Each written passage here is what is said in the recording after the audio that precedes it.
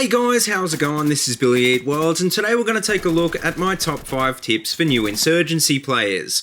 I don't claim to be the best Insurgency player in the world, but I've learnt the hard way coming from games like BF4 and COD that Insurgency is a completely different beast altogether. Insurgency might seem like a simple game on the surface, but being that it's a hardcore realistic style shooter, there's a lot of thinking involved in being a good player. These 5 things won't instantly get you to the top of the scoreboard, but they definitely have helped me out, and hopefully they'll help you to be more useful for your team as well. But anyway, to kick off my list, at number 5 is tap firing.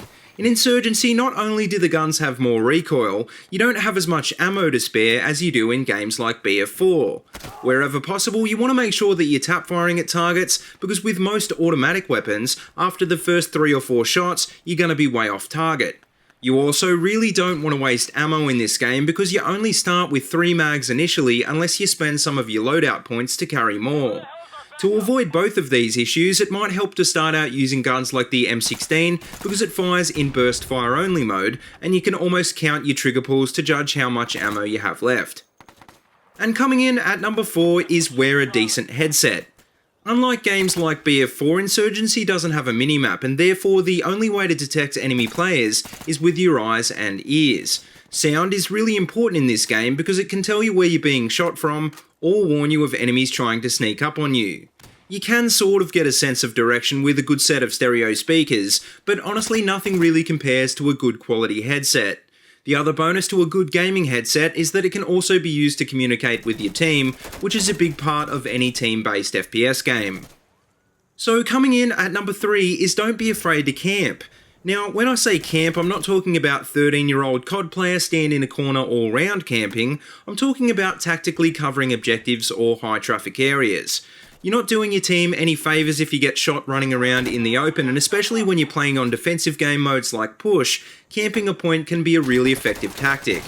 On the other hand, you need to be aware that good players on the enemy team are probably doing the same thing, so make sure that you come prepared to flush them out.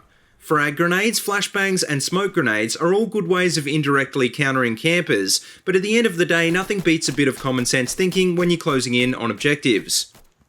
And coming in at number 2 is make sure that you assume the correct stance. Unlike in BF4 or COD, stance in Insurgency is very important and can literally be the difference between winning or losing a gunfight.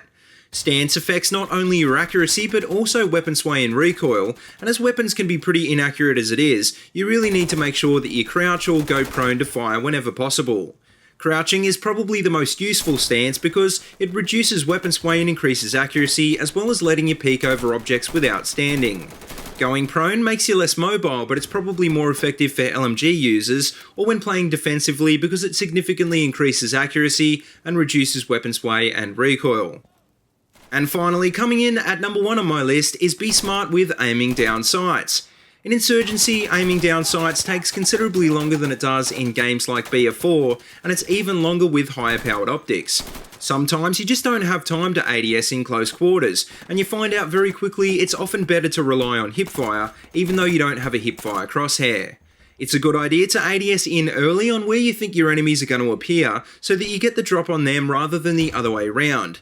If you do get surprised though, just be aware that running from an enemy is a bad idea in this game, so if you find yourself head to head with another player, just start getting rounds down range and hopefully you'll come out of it alive. But anyway guys, that just about wraps up my top 5, so let me know what you think of this game in the comment section below, and let me know if you'd like to see more Insurgency videos on this channel.